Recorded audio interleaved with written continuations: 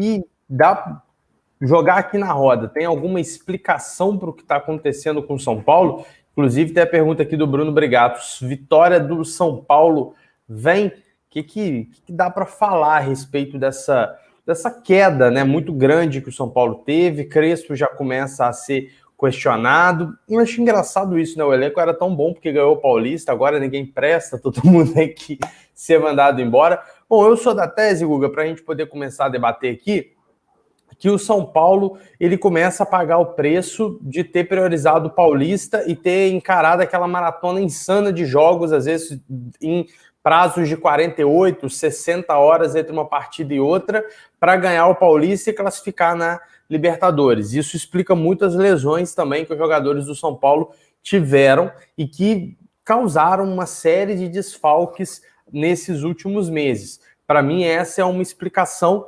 E a outra é a própria questão mesmo dos outros times estudarem mais o São Paulo, né? Quando o time segue um protagonismo, como foi o caso do São Paulo no início da temporada, é normal que as outras equipes elas acabem também estudando, né, com maior afinco a equipe do São Paulo.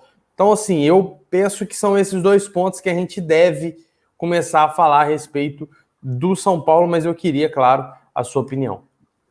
Não, tá pagando preço. Eu acho que não só por conta das lesões, eu acho que muito por conta também, eu acho que o preço ele não vem só nas lesões, ele vem na questão física dentro de campo, né? Eu estava até comentando com o pessoal lá do SFC 24 horas hoje de tarde e com alguns outros amigos, a gente via o time da Itália, como eles são intensos, né? E essa era uma das características do time do Crespo. Era um time intenso, que nem sempre às vezes criava 50 chances por jogo, como era o time do Diniz, por exemplo. Criava pouco, mas era eficiente. Mas o que diferenciava o São Paulo muitas vezes era a pressão na saída de bola e tudo mais, né? O jogo que o São Paulo ganha no Allianz Parque contra o Palmeiras com o gol do Pablo sai de uma pressão ali que o Daniel faz no Scarpa, rouba a bola e deixa o Pablo na cara do gol. E muitos outros gols, assim, você vê também. São Paulo apertando na frente contra o Sport Cristal na Libertadores, contra o Palmeiras na final do Paulistão, gol do Luan, o Luan ali na sobra, pegando a sobra ali. Então, acho que a cobrança não vem só nas lesões, mas vem também nas atuações dentro de campo, né? Claro que alguns jogadores decaíram, né? O Lisieiro, jogando de primeiro volante, decaiu demais.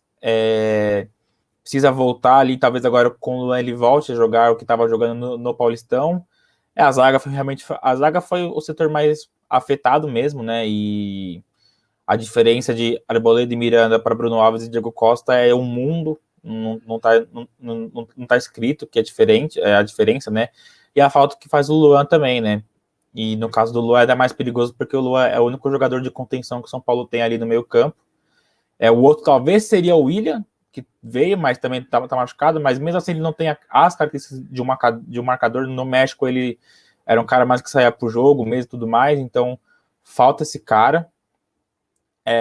Claro que não são só coisas ruins que estão também, tem notícias boas, que é o caso do Rigoni, por exemplo, que a última vez que eu participei aqui da live, que foi a derrota pro 4 de julho, ele nem tinha estreado ainda, e ele estreou aí enfim, já tá como titular quase que absoluto, também agora parou de jogar por questões físicas, né, mas fica no banco, e aí ver como que ele vai ali se encaixar com o Rigoni, Benítez, o Daniel na ala, né, por um tempo só até ele ir pro grande sonho olímpico, mas ver ali como as peças vão se encaixando ali com o treinamento, talvez o Rigoni, talvez o Luan só no meio campo para marcar, e aí Rigoni, Benítez, e na frente Luciano e Éder, quando o Luciano voltar, ver o que o Crespo ali vai conseguir encaixar as peças. Talvez até o Rigoni de ala, nesse período que o Daniel já jogou.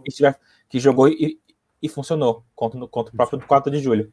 Sim, eu acho que se você estava na live que a gente falou que pelo lado direito o Crespo tinha várias possibilidades, né? Porque ele tem o Dani Alves, que é o titular da posição, tem o Igor Vinícius, que em tese é a reserva imediata, ele pode colocar o Rojas ali também, ele pode colocar o próprio Rigoni.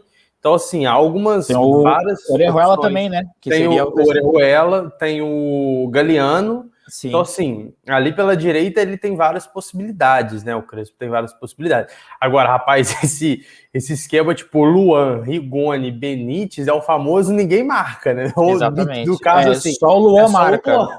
É só o Luan marca. É É perigoso. só o Luan marca, né? Então, assim, é uma tática que não sei se o Crespo colocaria nesse momento que o São Paulo precisa do resultado. Talvez a gente vê, né? Talvez essa estratégia possa ser colocada em algum momento de desespero mesmo, né? Precisando do resultado, segundo tempo, aquela coisa toda, enfim, nessa concepção. Mas, Rafa, em relação a esse São Paulo e Bragantino, tem uma pergunta aqui do Bruno Brigato. Braga favorito por confronto ou não? Qual que é a sua visão? Eu acho que se a gente analisar o momento dos dois, a gente tem que colocar o Bragantino como favorito. Mesmo com o São Paulo vindo de um título paulista, eu acho que ficou bem para trás, como o Guga falou bem. As lesões atrapalham demais, os desfalques atrapalham demais, e o Bragantino é uma equipe muito mais encaixada hoje. A falta de intensidade do São Paulo é muito grande. O jogo contra o Corinthians foi complicado de assistir. O São Paulo teve mais a posse da bola, só que era uma posse de bola meio estéril. Não criava, não teve nenhuma grande chance a equipe do São Paulo. E eu acho que o Bragantino é o contrário. É uma equipe com muita mais intensidade, é uma equipe veloz, é uma equipe que pressiona muito bem a bola, é uma equipe que joga bem com o Claudinho, sem o Claudinho, é uma equipe bem mais completa, assim, na minha opinião. O Arthur pode ser ali uma opção de velocidade, o Elinho. Eu acho que hoje o Bragantino é favorito, olhando o retrospecto recente das duas equipes e vendo a falta de intensidade do São Paulo. Os desfalques são pesados, mas, assim, não dá para jogar tudo na culpa dos desfalques e achar que a única culpa é isso. Pois é, o negócio é que o Bragantino chegou nesse patamar aí sem o Claudinho em alguns jogos, né? Então, assim, para ver como que o momento de fato, e querendo ou não, Alça Barbieri é uma condição de um dos melhores treinadores do país, né? Porque o que ele tem feito, apesar do Bragantino ter todo o investimento aí da Red Bull, mas ainda assim o que ele está conseguindo é algo muito sólido, também, né? Além do investimento, ele não tem pressão, né? Sim, não tem torcida, que foi o que ele sofreu, que foi o que ele sofreu no Flamengo. Então, ele tem dinheiro para contratar e não tem uma pressão. É o melhor lugar do time ganhou do Corinthians, do Flamengo e do Palmeiras. Sim, não tem imprensa ali enchendo o saco todo dia também.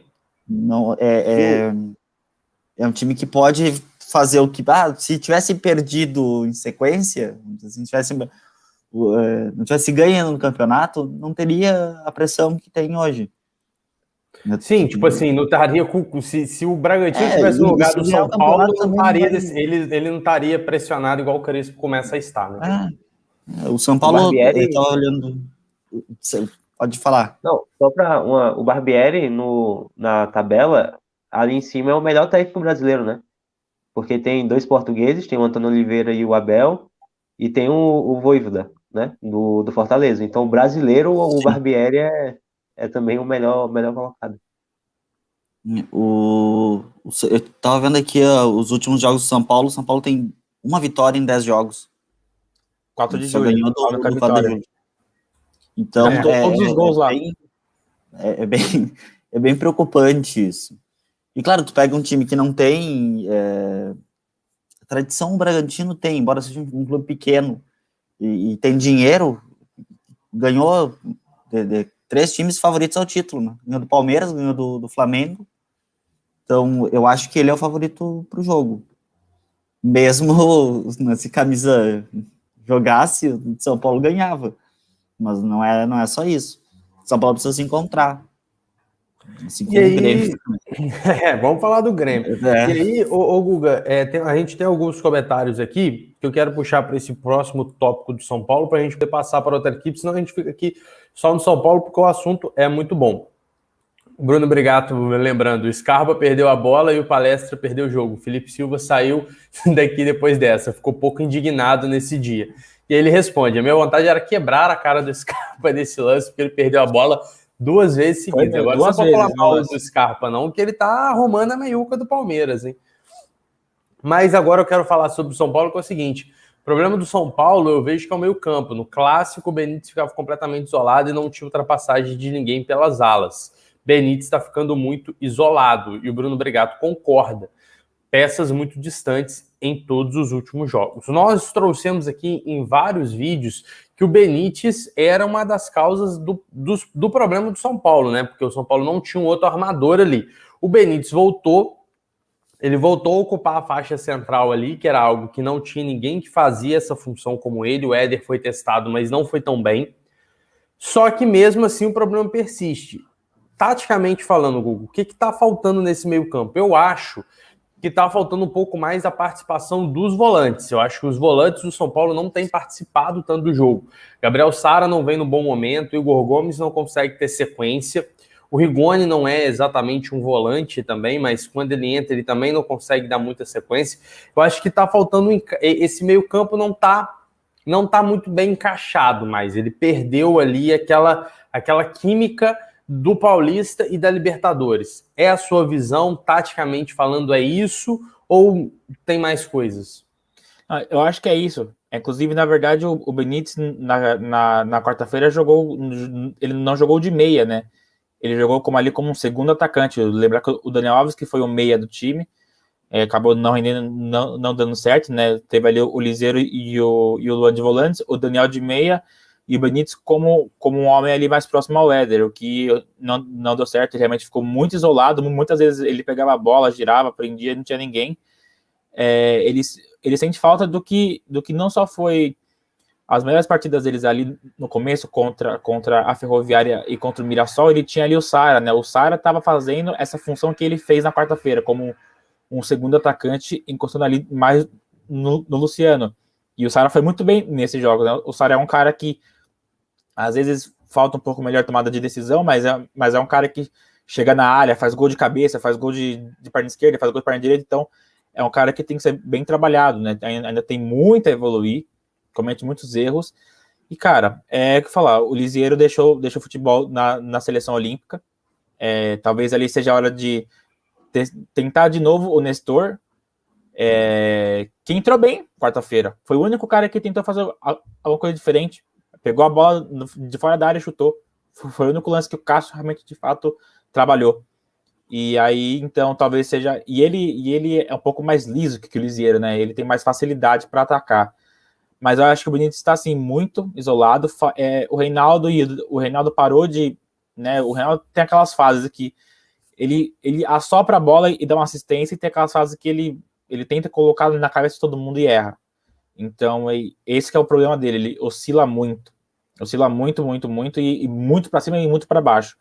E aí e o Igor Vinícius, na verdade, que foi quem mais jogou até aqui na ala, né, nesse brasileiro, caiu, né, decaiu demais ali do Paulistão. Principalmente se você for ver ali o mata-mata, ele jogou muita bola, mas no Paulistão ele não consegue manter o mesmo nível, mas eu acho que isso é normal. Ele não é um grande jogador assim. O que mais me causa incômodo é o Orejuela, que não consegue jogar. Eu esperava já nesse ponto, já que ele pelo menos... muitos jogos ele nem é relacionado. Então, eu esperava que nesse ponto, ele, né, nessa altura do campeonato, ele já estivesse um pouco mais pronto. Foi o único reforço que o São Paulo gastou dinheiro, né? O Rigoni também agora, né? Apesar que ficou pro ano que vem o pagamento, o Rigoni também foi. O que eu acho que realmente falta ali um pouco mais de aproximação e reencontrar alguns jogadores, reencontrarem o bom futebol. É questão de reencontrar o bom futebol. A confiança, né? Exatamente, mas o Benítez vai ser a peça-chave para que o São Paulo comece a criar. Tanto que no primeiro jogo que ele voltou como titular, ele já fez um gol logo de cara, né? O Rigoni botou ele ali numa tabela. O negócio que você falou é muito importante. O Benítez não é o cara que sabe segurar a bola. Ele precisa pegar essa bola e já distribuir. Se ele passa muito tempo com a bola, ele é desarmado. Ele se perde. Não é da característica dele. Ele protege bem para... Ele dá pegou, protegeu, virou e passou. Mas se vai ficar rodando, ele não é nessa característica. Não é igual o Jorginho, por exemplo, da Itália, que a gente viu hoje. Sim, citando um exemplo no futebol brasileiro, não é igual o Diego Ribas, por exemplo. O Diego Ribas consegue dar 5 geradas. O Gerson também, né? Com a bola agora saiu, mas o Gerson continua também era esse cara. Exatamente. Ele consegue ficar sozinho, tipo assim, gira 6 vezes. Não sei como é que eles não ficam tontos de campo. Eles conseguem girar e ainda conseguem depois dar o passe. O Benítez não, ele é mais, nesse aspecto, ele é mais simples, né? Ele pega a bola, girou, tocou. É assim ele protege bem, ele não segura bem. Ele sabe proteger ali. Recebeu, ele gira, até protege. O físico dele também Exatamente. não é tão... Mas essa é a questão, né? Então ele precisa estar livre, por isso que ele ataca as entrelinhas, né? Porque é onde ele consegue estar livre, que ele consegue dominar, segurar e tocar, né? Então essa é a grande vantagem do Benítez.